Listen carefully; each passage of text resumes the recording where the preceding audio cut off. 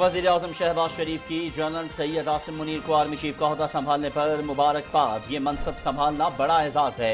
यकीन है कि आपकी क़यादत में आर्मी की पेशावराना सलाहियतों और दिफा वतन की क़ुव्वत में मज़ीद इजाफा होगा। वतन अजीज़ के दिफा, सलामती और तहफ़्फ़ुज़ के लिए हमारा भरपूर ताउन आपको मुयस्सर रहेगा। वज़ीर आज़म की आर्मी चीफ से गुफ्तगू।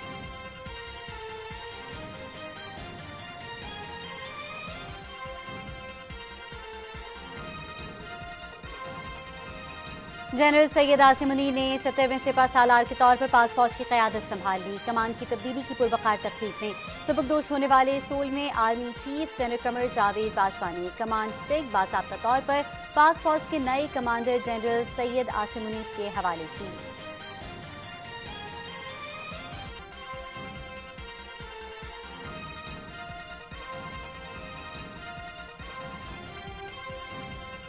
खुशी है कि फौज की कमान एक मायानाज और काबिल अफसर के हवाले करके जा रहा हूँ। यकीन है मेरा इदारा नए army chief general Syed Asim Munir की क़यादत में नए संगमील तय करेगा। सबकदोश होने वाले army chief general Qamar Javed Bajwa का खिताब। जनरल कमर जावेद बाजवा को फौज की आखिरी सलामी परेड का मुआयना भी किया। साबिक army chief general Qamar Javed Bajwa और army chief general Syed Asim Munir ने यादगार शहदा पर हाजिरी दी, फूल चढ़ाए और फातह खानी की।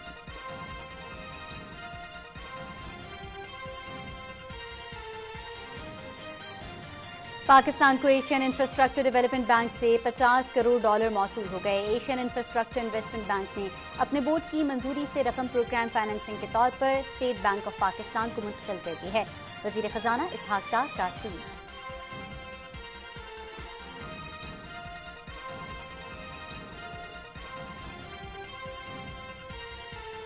कारोबारी हफ्ते के दूसरे रोज पाकिस्तान स्टॉक एक्सचेंज में तेजी का रुझान। 100 इंडेक्स में 302 पॉइंट्स का इजाफा। इंडेक्स 47,373 पर बंद हुआ। 5 अरब 5 करोड़ 69 लाख रुपए की मालियत के 13 करोड़ 92 लाख से ज्यादा शेयर्स का कारोबार हुआ। इंटरबैंक में डॉलर की कीमत में कोई तब्दीली नहीं हुई।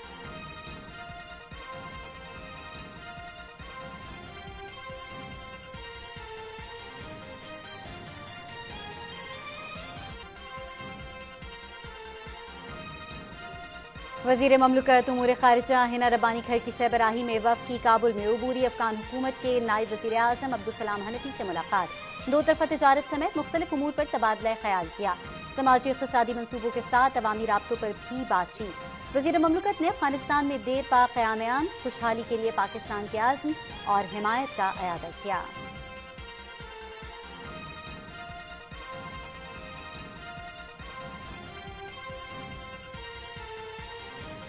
पाकिस्तान तहरीक इंसाफ के ज़्यादातर अरकान ही असम्बलियों को तहलील करने के हक में नहीं। पंजाब असम्बली की तहलील के अमल को रोकने के लिए हर तरह का कानूनी और आईनी हरबा इस्तेमाल करेंगे। अगर इमरान खान के कहने पर वज़ीर आला असम्बलियाँ तोड़ेंगे तो हम गवर्नर राज लगाने के ऑप्शन पर गौर कर सकते हैं। वज़ीर आज़म के मुआवन ख़ुसूसी अता तारड़ और सूबाई असम्बली पीपल्स पार्टी के पार्लिमानी लीडर हसन मुर्तज़ा की मीडिया से गुफ्तगू।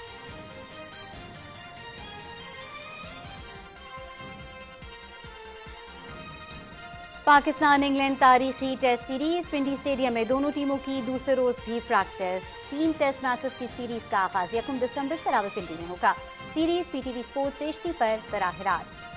पाकिस्तान मजबूत टीम है, तैयारी करके आए हैं, सीरीज के लिए पुरजोश हैं।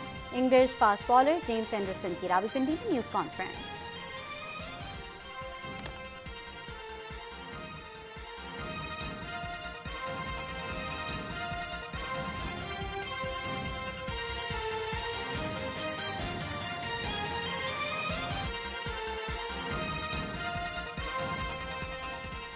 बिस्मिल्लाहिर्रहमानिर्रहीम, अस्सलामु अलैकुम। आप देख रहे हैं Pakistan television news show at 6 में आपका खैर मकदम है। मैं हूं आपके साथ आपका मेज़बान अयाज असलम और मैं हूं सदफ अली खान। खबरों की तफसील शामिल करेंगे लेकिन एक ब्रेक के बाद। हमारे साथ रहिए।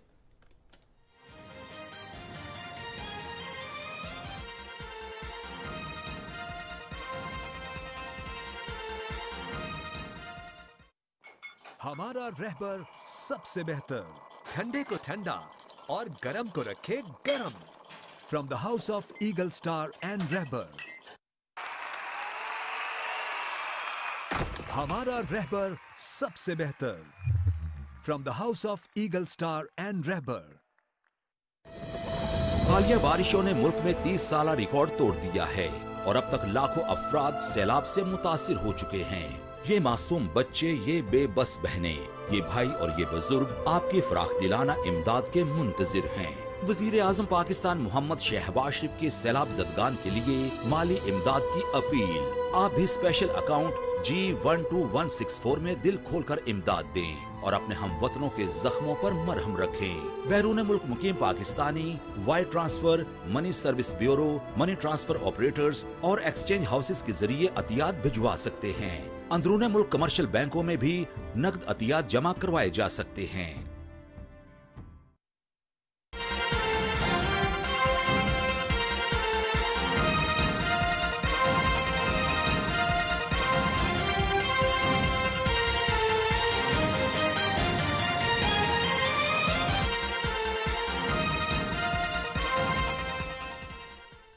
प्रोग्राम के आगाज में सबसे पहले बात करेंगे चेंज ऑफ कमांड की। वजीर आजम शहबाज शरीफ ने chief of army staff general Syed Asim Munir को आर्मी चीफ का ओहदा संभालने पर मुबारकबाद दी है। टेलीफोन पर बात के दौरान वजीर आजम मोहम्मद शहबाज शरीफ ने कहा कि बहादुर पाकिस्तान आर्मी के सिपाही सालार का मनसब संभालना बड़ा एजाज है और पाक आर्मी को जनरल सैयद आसिम मुनीर जैसा पेशा वाराना काबिलियत का हामिल सरबराह मिलना अल्लाह ताला का फजल है। वज़ीर आज़म ने कहा कि उन्हें पूरा यकीन है कि जनरल सैयद आसिम मुनीर की क़यादत में आर्मी की पेशा वाराना सलाहियतों और दिफाई वतन की क़ुव्वत में मज़ीद इजाफा होगा। वज़ीर आज़म ने आर्मी चीफ से कहा कि मादर वतन के तहफ़्फ़ुज़ और सलामती, दहशतगर्दी के खात्मे समेत सिक्योरिटी चैलेंजेस से निमटने में अल्लाह ताला आपकी मदद और रहनुमाई फराहम फरमाए। हमारा भरपूर ताउन आर्मी के साथ है। Army chief general Syed Asim Munir ने नेक तमन्नाओं के इजहार और मुबारकबाद पर वज़ीर आज़म का शुक्रिया अदा किया।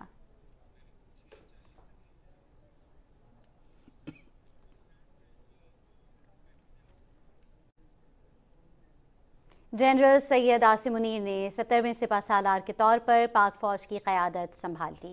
जनरल हेडक्वार्टर रावलपिंडी में कमान की तब्दीली की पुरवक्कार तकरीब और chief of army staff general Asim Munir के मजबूत प्रोफाइल का अहाता करती आसिम रिजवान की रिपोर्ट। जनरल हेडक्वार्टर रावलपिंडी में पाक फौज में कमान तब्दीली की पुरवकार तकरीब में फर्स्ट अब्बासिया 8 बलोच रेजिमेंट, 16 सालार, 16 बलोच रेजिमेंट और 6 आजाद कश्मीर रेजिमेंट के जवानों पर मुश्तमिल एजाजी गार्ड्स के दस्ते ने सलामी पेश की। नामजद chief of army staff general Syed Asim Munir, Hilal Imtiaz military general Qamar Javed Bajwa के हमरा सलामी के चबूतरे की जानिब तशरीफ ला रहे हैं।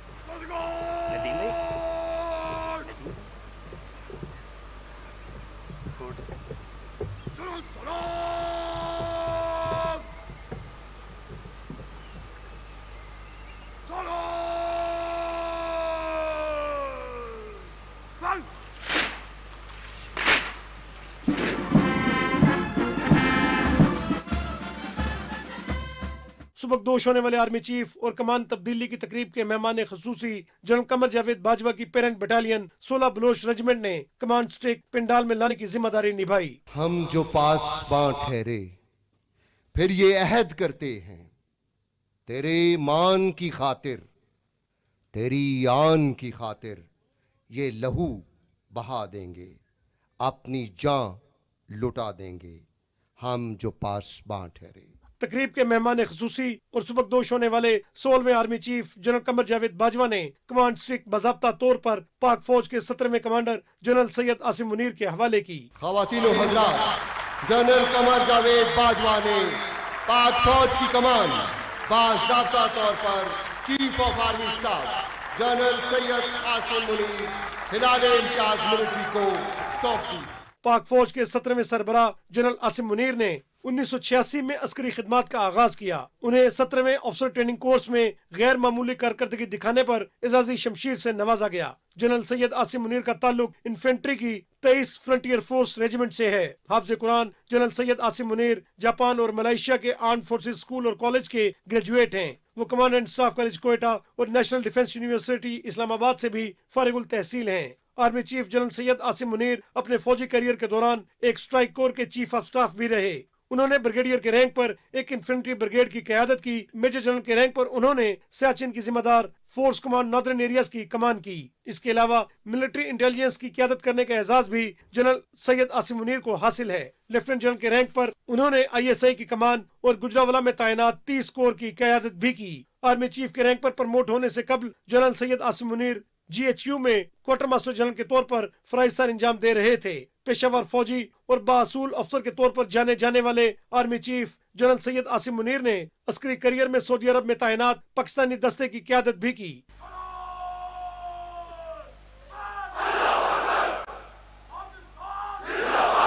عاصم رضوان، پاکستان ٹیلی ویژن نیوز۔ اور پاک فوج کے سبکدوش ہونے والے 16ویں آرمی جنرل قمر جاوید باجوہ نے کہا ہے کہ وہ ان قریب گمنامی میں چلے جائیں گے، لیکن فوج سے روحانی رابطہ ہمیشہ قائم رہے گا۔ GHQ راولپنڈی میں ہونے والی کمان کی تبدیلی کی پروقار تقریب سے خطاب کرتے ہوئے انہوں نے کہا کہ یقین ہے فوج نئے army chief general Syed Asim Munir کی قیادت میں نئے سنگ میل طے کرے گی۔ خوشی ہے کہ فوج ایک مایہ ناز اور قابل افسر کے حوالے کر کے جا رہا ہوں۔ تفصیل بتا رہے ہیں رانا شہزاد السلام۔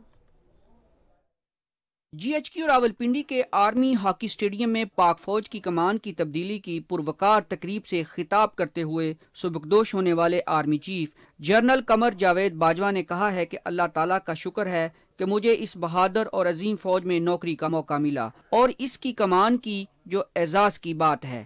اس 6 سالہ دور میں لائن آف کنٹرول پر ایسکلیشن ہو یا ملک کے مختلف علاقوں میں دہشت گردی، لا اینڈ آرڈر کی چیلنجز ہوں یا قدرتی آفات کا مقابلہ، اس فوج نے ہمیشہ میری آواز پر لبیک کہا اور جہاں میں نے ان سے پسینہ مانگا انہوں نے مجھے خون دیا۔ انہی قربانی کی وجہ سے پاکستان آج امن کا گہوارہ ہے۔ جنرل قمر جاوید باجوہ نے نئے army chief general Syed Asim Munir کو مبارکباد دیتے ہوئے کہا کہ جنرل سید عاصم منیر سے میری رفاقت 24 سال پرانی ہے۔ وہ حافظ قرآن ہونے کے علاوہ پیشہ ور، باصلاحیت اور اعلیٰ اصولوں کے قابل افسر ہیں۔ انہوں نے کہا کہ یقین ہے کہ فوج جنرل سید عاصم منیر کی قیادت میں نئی منازل عبور کریں گی اور ان کی تعیناتی مثبت ثابت ہوگی۔ سبکدوش ہونے والے army chief general Qamar Javed Bajwa نے پریڈ کا معائنہ بھی کیا۔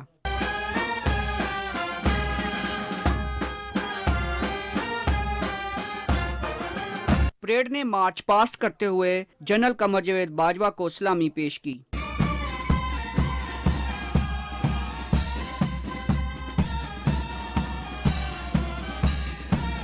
اعزازی گارڈ کے دستے یکے بعد دیگرے۔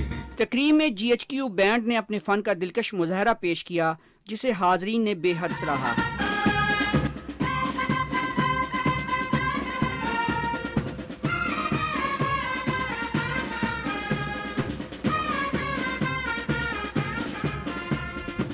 سبکدوش ہونے والے army chief general Qamar Javed Bajwa اور نئے army chief general Syed Asim Munir نے یادگار شہداء پر حاضری بھی دی، پھول چڑھائے اور فاتحہ خوانی کی۔ رانا شہزاد السلام، پاکستان ٹیلی ویژن نیوز، راولپنڈی۔ پاکستان کو ایشین انفراسٹرکچر ڈیولپمنٹ بینک سے $50 کروڑ موصول ہو گئے۔ وزیر خزانہ اسحاق ڈار نے اپنے ٹویٹ میں کہا ہے کہ ایشین انفراسٹرکچر انویسٹمنٹ بینک نے اپنے بورڈ کی منظوری سے رقم پروگرام فائننسنگ کے طور پر اسٹیٹ بینک آف پاکستان کو منتقل کر دی ہے۔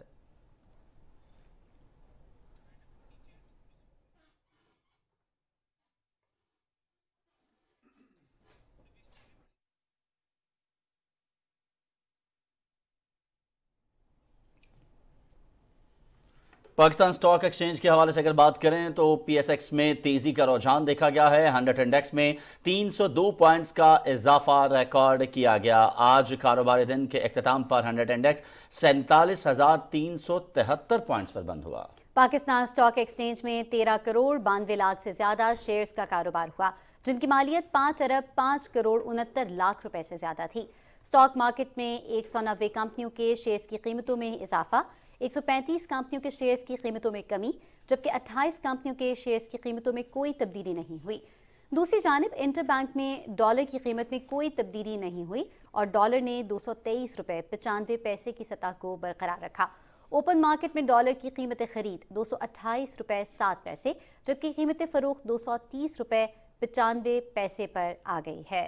गुज़श्ता अगर 2 रोज़ की बात की जाए सदफ, तो हमें देख रहे हैं कि स्टॉक एक्सचेंज में जो है वो तेज़ी देखने में आ रही है। आज की भी जिस तरह हम अपने नाज़रीन के साथ शेयर कर रहे हैं कि 100 इंडेक्स जो है वो 47,373 पॉइंट्स पर बंद हुआ है, और इसके लिए ज़रूरत यह है कि इसमें इस्तेहकाम किस तरीके से लाया जाएगा। हुकूमत की जानिब से ये कोशिश की जा रही है कि जो स्टॉक एक्सचेंज है इस मार्केट के अंदर इस्तेहकाम लाया जाए। जिस तरह डॉलर की कीमत को ऊपर लग चुके थे, हमने देखा उसको रोकने में भी हुकूमती जो पॉलिसियाँ हैं उन्होंने बड़ा अहम किरदार अदा किया है। इसके साथ साथ अगर हम बात करें, आज पाकिस्तान को एशियन इंफ्रास्ट्रक्चर डेवलपमेंट बैंक से $50 करोड़ जो हैं वो मौसूल हुए हैं। जिस तरह वज़ीर ख़जाना ने ट्वीट में भी ये बताया, तो इससे भी पाकिस्तान के एक तरफ जहाँ ज़र मुबादला जो है वो बढ़ेगा, तो वहीं जो आपका बैरूनी सरमायाकार है उसका जो एतमाद है उसमें भी इजाफा होगा। और यही वजह है कि हम देख रहे हैं कि पाकिस्तान स्टॉक एक्सचेंज जो है इसमें तेज़ी का रुझान जो है वो देखने में मिल रहा है। और आज भी हमने देखा कि 47,373 पॉइंट्स पर स्टॉक एक्सचेंज जो है आज का दिन जो है वो इसका इख्तिताम हुआ। इसी पर हम मजीद बात कर लेते हैं। नाज़रीन, इस वक्त हमें ज्वाइन कर रहे हैं काशिफ अनवर साहब, हमारे साथ मौजूद हैं। आप सदर हैं लाहौर चैम्बर ऑफ कॉमर्स के, उनसे बात करेंगे। काशिफ साहब, बहुत शुक्रिया पाकिस्तान टेलीविजन को वक्त देने के लिए। सर, सबसे पहले तो ये फरमाइएगा कि स्टॉक एक्सचेंज में हम देख रहे हैं कि उतार चढ़ाव का सिलसिला जारी है, इसकी बुनियादी वजूहात क्या समझते हैं, और आपके ख्याल में इसमें इस्तेहकाम लाने के लिए किन इक़दामात की ज़रूरत है और किस तरीके से इस्तेहकाम लाया जा सकता है मार्केट में? देखिए, सबसे पहली बात तो ये है कि पॉलिटिकल स्टेबिलिटी का होना बहुत ज़रूरी है, और हमें गवर्नमेंट को काम करने देना चाहिए। हमारी तमाम पॉलिटिकल पार्टीज जो जितनी भी अपोजिशन में हैं, उन्हें ये समझना चाहिए कि वक्त बहुत मुश्किल है। हमें इस वक्त गवर्नमेंट का साथ देना चाहिए, स्टेट का साथ देना चाहिए, ताकि जो हमारे डेफिसिट्स में जो शॉर्टफॉल्स आ रहे हैं, हमारा ट्रेड डेफिसिट बढ़ रहा है, हमारे पास फॉरेन रिजर्व्स नहीं इकट्ठे हो रहे, हमें कोई मुल्क नहीं उस तरह से फंडिंग कर रहा, तो ये बहुत ज़रूरी है कि जब तक हम इंटरनली इस पर काम पैदा नहीं करेंगे, जब तक हमारे मुल्क से इमेज अच्छा नहीं जाएगा, हमारी न्यूज़ अच्छी नहीं जाएगी, तब तक हम एफडीआई नहीं अपने मुल्क के अंदर ला सकते। और फॉरेन डायरेक्ट इन्वेस्टमेंट आना, इन्वेस्टर का आना, ये बहुत ज़रूरी है, और ये तभी पॉसिबल होगा कि हम सब एक पेज के ऊपर हों।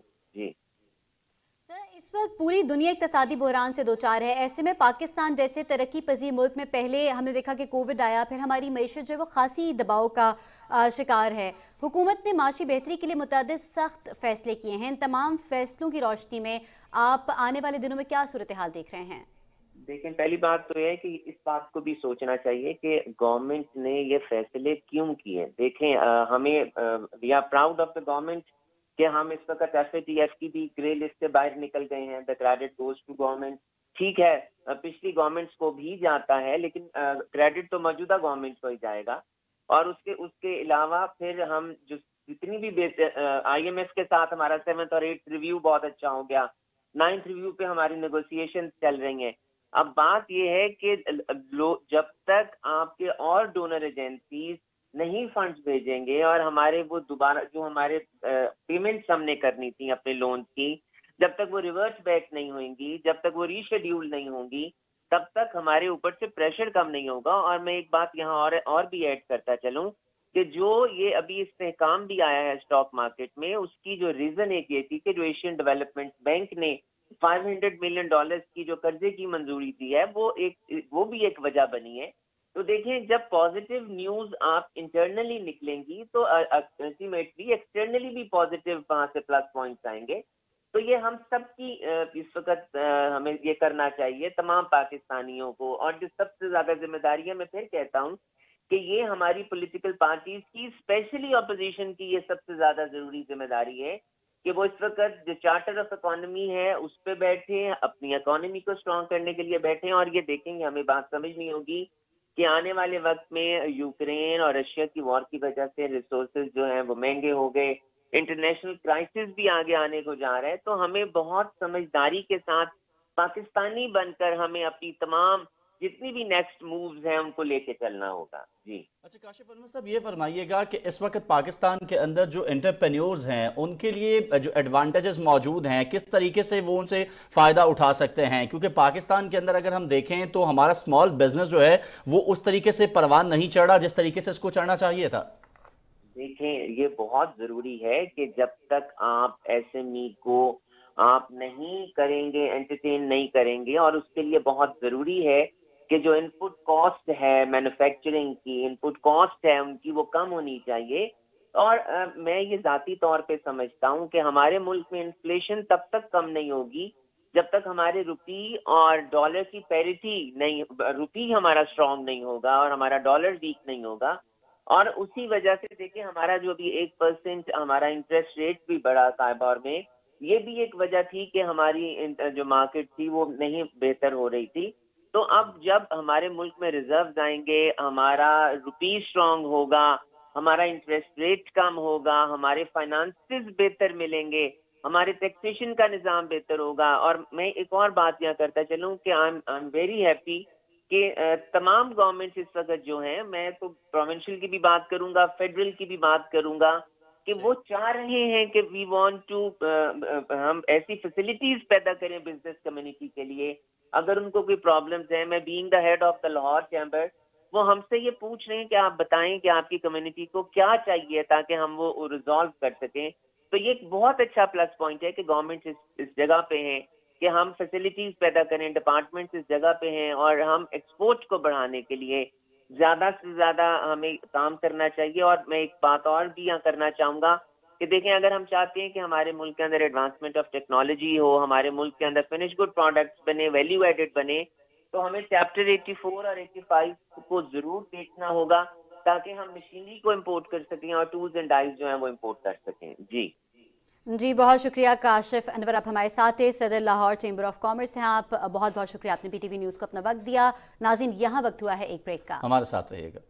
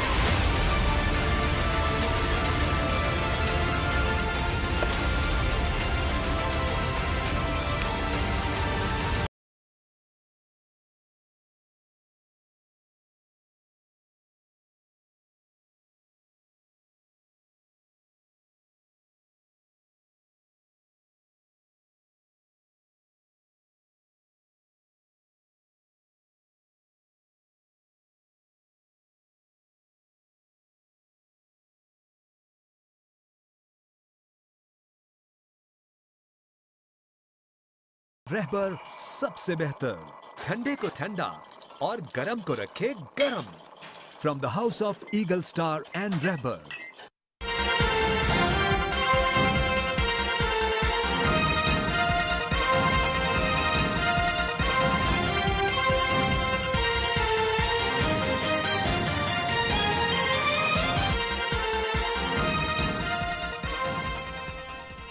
ناظرین پروگرام میں ایک مرتبہ پھر خوش آمدید. آپ کو بتاتے چلیں کہ وزیر مملکت امور خارجہ ہنا ربانی کھر کی سربراہی میں وفد نے کابل میں عبوری افغان حکومت کے نائب وزیر اعظم عبدالسلام حنفی سے ملاقات کی، جس میں دو طرفہ تجارت سمیت مختلف امور پر تبادلہ خیال کیا گیا. وزیر مملکت ہنا ربانی کھر نے افغان عبوری وزیر خارجہ امیر خان متقی سے بھی ملاقات کی ہے، جس میں وزیر مملکت ہنا ربانی کھر اور عبوری افغان وزیر خارجہ نے تعلیم، صحت، تجارت، سرمایہ کاری اور علاقائی رابطوں پر تبادلہ خیال کیا ہے. ترجمان دفتر خارجہ کا کہنا ہے کہ اس ملاقات میں سماجی اقتصادی منصوبوں کے ساتھ ساتھ عوامی رابطوں پر بھی بات ہوئی ہے. ترجمان نے مزید کہا کہ وزیر مملکت نے افغانستان میں دیر پا قیام امن خوشحالی کے لیے پاکستان کے عزم اور حمایت کا اعادہ کیا ہے. ملاقات سے قبل وزیر مملکت ہنا ربانی کھر کے کابل پہنچنے پر افغان عبوری حکومت کے نائب وزیر اقتصادی امور عبداللطیف اور پاکستانی سفارت خانے کے افسران نے خیر مقدم کیا.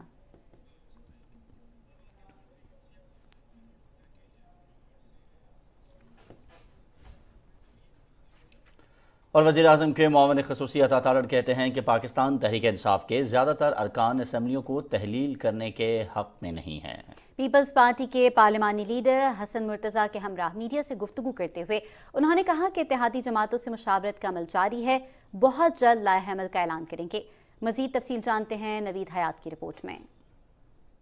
لاہور میں میڈیا سے گفتگو کرتے ہوئے وزیر اعظم کے معاون خصوصی عطاء اللہ تارڑ نے کہا کہ ہم پنجاب اسمبلی تحلیل کرنے کے عمل کو روکنے کے لیے ہر طرح کا قانونی اور آئینی حربہ استعمال کریں گے۔ انہوں نے کہا کہ اگر عمران خان کے کہنے پر وزیر اعلیٰ اسمبلیاں توڑیں گے تو ہم گورنر راج لگانے کے آپشن پر غور کر سکتے ہیں۔ پنجاب اسمبلی کے ممبران بالخصوص جن کا تعلق حکومت سے ہے ان میں اضطراب پایا جاتا ہے اور وہ اسمبلیوں کو تحلیل کرنے کے اس تجویز کے حق میں نہیں ہیں۔ بہت سارے لوگ ہمارے ساتھ بھی رابطے میں ہیں اور اس وقت تحریک انصاف کی جو پارلیمانی پارٹی ہے وہ مختلف گروپوں کی شکل اختیار کر چکی ہے اور سب کا موقف ایک ہی ہے کہ پنجاب اسمبلی کو اپنی جو آئینی مدت ہے وہ مکمل کرنی چاہیے۔ پاکستان پیپلز پارٹی کے پارلیمانی لیڈر حسن مرتضیٰ نے کہا کہ ملک کی جمہوری تاریخ میں پہلی بار اپوزیشن کہہ رہی ہے کہ حکومت کرو جبکہ حکومت اسمبلی توڑنا چاہتی ہے۔ انہوں نے کہا کہ وفاقی حکومت پارلیمانی نظام کو مضبوط کرنے کا عزم رکھتی ہے۔ پاکستان پیپلز پارٹی اس جمہوری جدوجہد میں اپنے اتحادیوں کے ساتھ بالکل شانہ بشانہ ہوگی۔ ہم نے ہمیشہ یہ بات کہی ہے کہ ہم نے یہ ذمہ داریاں جو لی تھی یہ ملک کے لیے قوم کے لیے لی تھی اور یہ ہماری کوئی پاور شیئرنگ نہیں تھی، یہ برڈن شیئرنگ تھی جو ہم دونوں کر رہے تھے اس ملک کو بچانے کے لیے، اس قوم کو بچانے کے لیے، ان اداروں کو بچانے کے لیے۔ آج ہمارے سر پہ جو بیگیج ہے وہ پچھلی حکومت کا کیا دھرا ہے۔ حسن مرتضیٰ نے کہا کہ پاکستان تحریک انصاف اپنی 4 سالہ کارکردگی پر بات کرنے کی بجائے کبھی نان ایشوز اور کبھی سائفر اور اسمبلیاں توڑنے کی باتیں کرتے ہیں۔ اس سے قبل قائد حزب اختلاف حمزہ شہباز شریف سے پاکستان پیپلز پارٹی کے پارلیمانی لیڈر حسن مرتضیٰ نے ملاقات کی اور پنجاب کی سیاسی صورتحال پر تبادلہ خیال کیا گیا۔ ملاقات میں وزیر اعلیٰ پنجاب کو اعتماد کا ووٹ لینے سمیت دیگر آپشنز اور قانونی پہلوؤں پر غور کیا گیا۔ نوید حیات، پاکستان ٹیلی ویژن نیوز، لاہور۔ ناظرین، پاکستان سمیت دنیا بھر میں آج اسرائیل کی بربریت اور وحشیانہ کارروائیوں کے خلاف مظلوم فلسطینیوں سے یکجہتی کا دن منایا جا رہا ہے۔ یہ دن اقوام متحدہ کی متعدد قراردادوں کے مطابق فلسطینیوں کے حق خود ارادیت کے ابھی تک نہ مل پانے کی یاد دلاتا ہے۔ وزیر اعظم محمد شہباز شریف نے پاکستان کی حکومت اور عوام کی طرف سے فلسطینیوں کے ساتھ غیر متزلزل حمایت کا اعادہ کیا ہے۔ اپنے ٹویٹ میں وزیر اعظم نے کہا کہ یہ دن اسرائیل کے غیر قانونی قبضے کے دوران فلسطینیوں کے ساتھ ہونے والی زیادتیوں کو اجاگر کرتا ہے۔ وزیر اعظم کا مزید کہنا تھا کہ اسرائیلی ظلم و ستم اور جابرانہ اقدامات کی حالیہ تاریخ میں کوئی مثال نہیں ملتی ہے۔ مسئلہ فلسطین کا حل نہ ہونا نہ صرف اخلاقی طور پر ایک سوالیہ نشان ہے بلکہ اس سے عالمی امن پر بھی اثرات مرتب ہوتے ہیں۔ اقوام متحدہ کی قراردادوں کے مطابق 2 ریاستی حل چاہتے ہیں۔ فلسطینی عوام کے ساتھ یکجہتی کے عالمی دن کے موقع پر اپنے پیغام میں صدر ڈاکٹر عارف علوی کا کہنا تھا کہ ہم فلسطینی عوام کے لیے پاکستان کی مسلسل اور 2 ٹوک حمایت کا اعادہ کرتے ہیں۔ انہوں نے کہا کہ ہم بین الاقوامی سطح پر تسلیم شدہ شرائط اور امن معاہدے کے لیے مذاکرات پر فلسطینی رضامندی کے حمایتی ہیں۔ صدر مملکت نے کہا کہ 7.5 دہائیوں میں اسرائیل نے فلسطینیوں کے ساتھ منظم زیادتیاں روا رکھی، بے گناہوں کا خون بہایا اور یہ سلسلہ ابھی تک نہیں رکا۔ انہوں نے کہا کہ فلسطینیوں کے خلاف نہ تھمنے والا اسرائیلی تشدد اور ناجائز قبضہ اس تنازع کی ناقابل تردید حقیقتیں ہیں۔ اسرائیل کی جانب سے مقبوضہ فلسطینی علاقوں کو ضم کرنا، الحاق اور قبضہ انسانی اور بین الاقوامی قوانین کے منافی ہیں۔ طاقت کے زور پر علاقے پر قابض ہوا جا سکتا ہے مگر عوام کے دل اور دماغ پر قبضہ نہیں کیا جا سکتا۔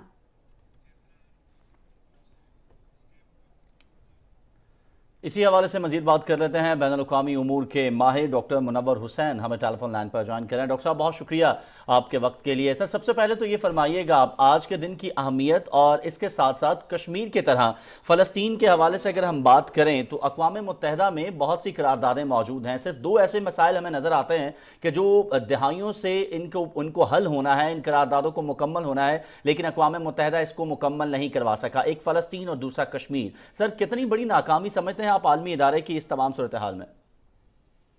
وعلیکم السلام ایاز صاحب، صدف آپ کو بھی سلام۔ دیکھیں جی، جو یہ مسئلہ ہے یہ بہت پرانا ہے اور اس مسئلے نے چاہے فلسطین کا ہو یا کشمیر کا ہو، اس نے انسانی ضمیر، طاقتوں کے بلند و بالا دعووں، اقوام متحدہ کے مؤثر ہونے اور اس کے ساتھ ساتھ ہیگیلین فلسفے کی کلئی کھول کر رکھ دی ہے۔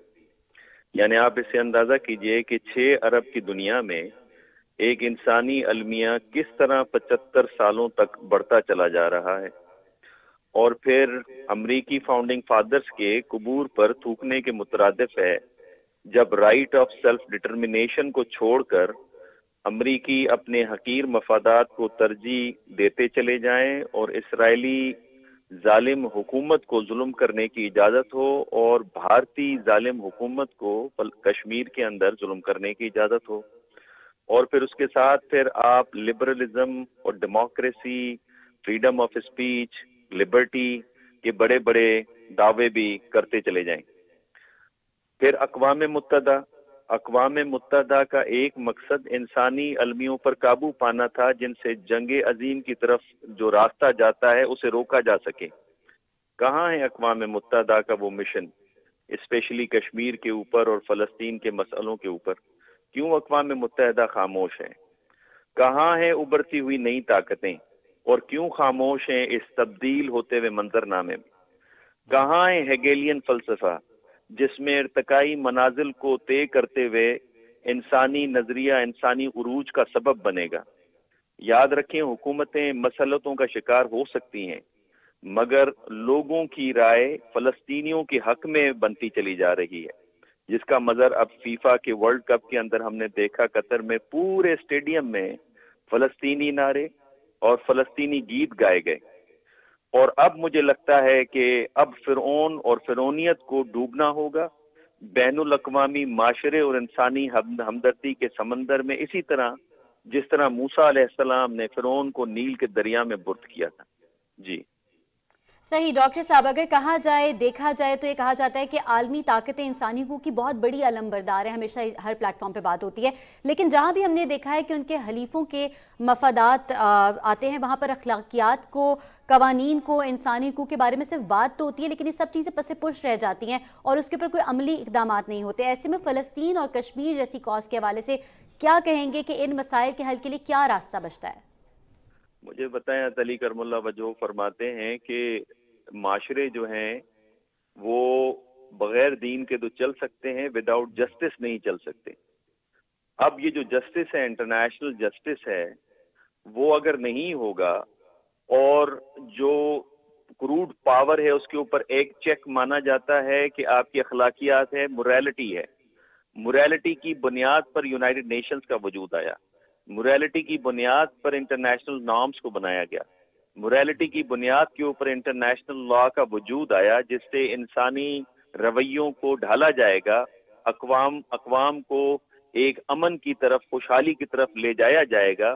وہ تو کام کرتے ہوئے ہمیں نظر نہیں آ رہا، اور بڑے افسوس کی بات یہ ہے کہ اگر کوئی یہ سمجھتا ہے کہ دنیا کے ایک کونے میں اگر امن نہیں ہوگا اور ہم پرسکون بیٹھے رہیں گے اور ترقی کرتے رہیں گے، تو میرا خیال ہے اگر ایک جگہ پہ آگ لگی ہو اس گلوبلائزڈ ورلڈ کے اندر تو دوسری جگہ وہ آگ ضرور پہنچ کر رہتی ہے۔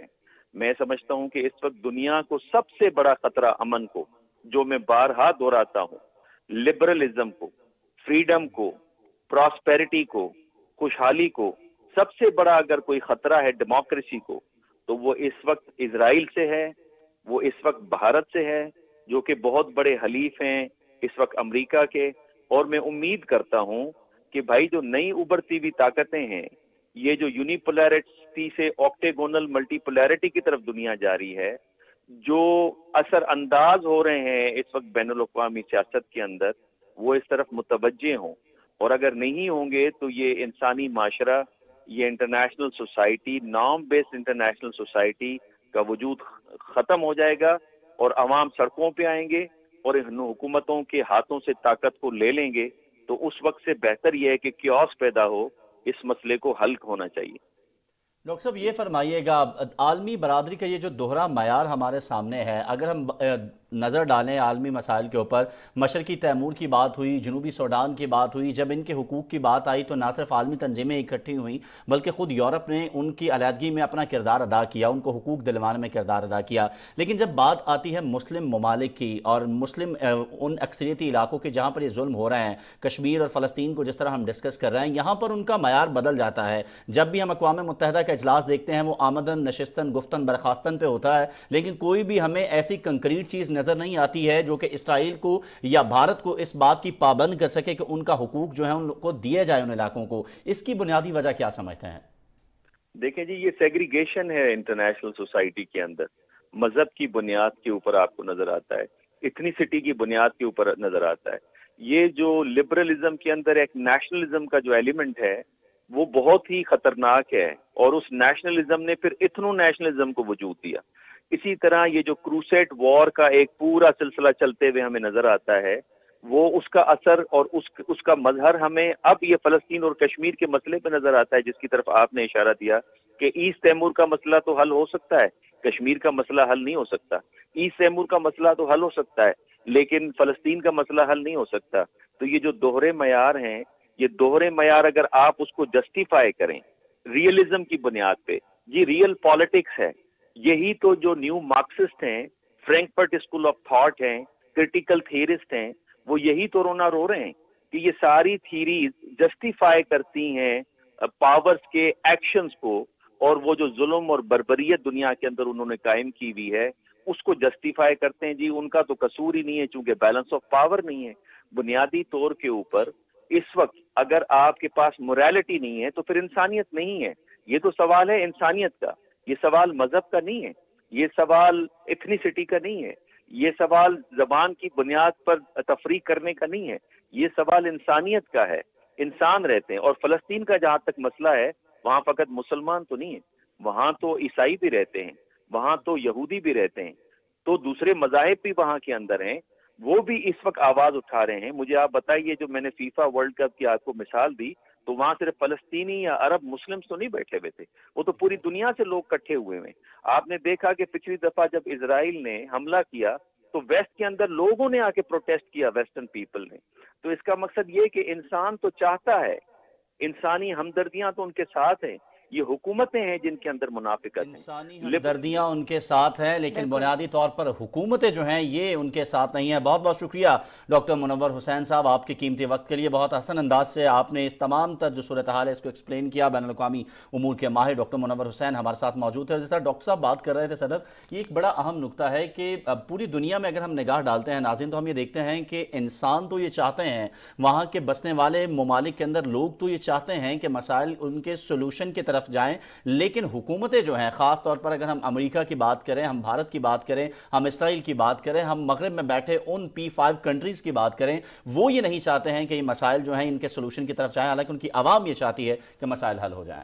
بالکل اسی طرح ریاض، اگر ہم بھارت کی بات کریں تو وہاں پر ہندو انتہا پسندوں کی طرف سے مسلم اور دیگر اقلیتوں سے متعصبانہ رویہ کسی سے ڈھکا چھپا نہیں ہے، اور تازہ ترین واقعہ ریاست کرناٹک میں پیش آیا ہے جہاں ایک پروفیسر نے کلاس میں مسلم طالب علم کو دہشت گرد قرار دے دیا ہے۔ سوشل میڈیا پر ایک ویڈیو ناظرین وائرل ہوئی ہے جس میں یہ دیکھا جا سکتا ہے کہ کرناٹک کی جو یونیورسٹی ہے اس میں ایک پروفیسر نے بھری کلاس میں مسلم طالب علم کو دہشت گرد کہا۔ یہ مناظر ہم آپ کے ساتھ شیئر کر رہے ہیں، اور اس موقع پر مسلم طالب علم کا یہ کہتے ہیں کہ پروفیسر کا یہ جو رویہ ہے یہ ان کے لیے قابل برداشت نہیں تھا۔ اس نے پروفیسر سے کہا کہ وہ اس کے مذہب کا مذاق نہیں اڑا سکتے، بطور مسلم وہ اپنے مذہب کے خلاف کوئی بات برداشت نہیں کرے گا۔ بالکل، اور طالب علم کا پروفیسر سے احتجاج کرتے ہوئے مزید یہ بھی کہنا تھا کہ آپ کلاس میں مجھے کیسے اتنے سارے لوگوں کے سامنے دہشت گرد کہہ سکتے ہیں، آپ ٹیچر ہیں، آپ مجھے اس طرح نہیں کہہ سکتے۔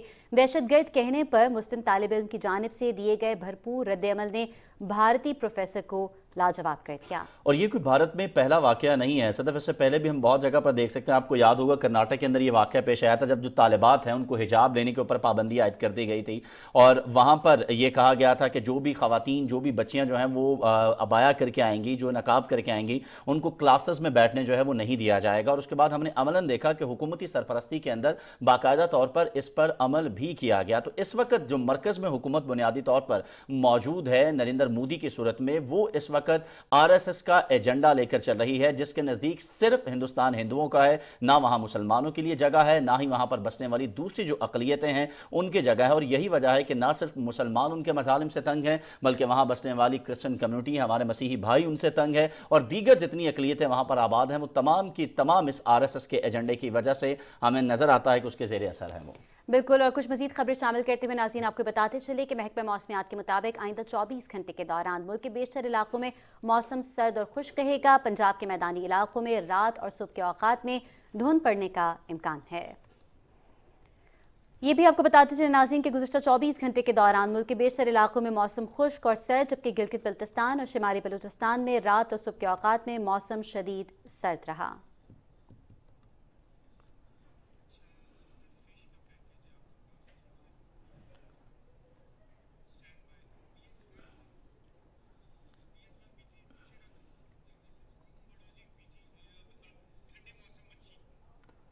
اور صدف، آپ نے ٹھنڈے موسم کے حوالے سے تو بتایا، محکمہ موسمیات کی بھی خبر دی، اور اس ٹھنڈے موسم کی ایک سوغات ہے مچھلی۔